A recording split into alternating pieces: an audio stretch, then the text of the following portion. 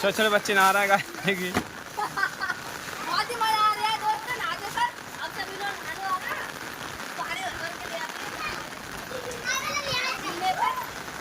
और मम्मी को ठंड लग रही है इसकी वजह से।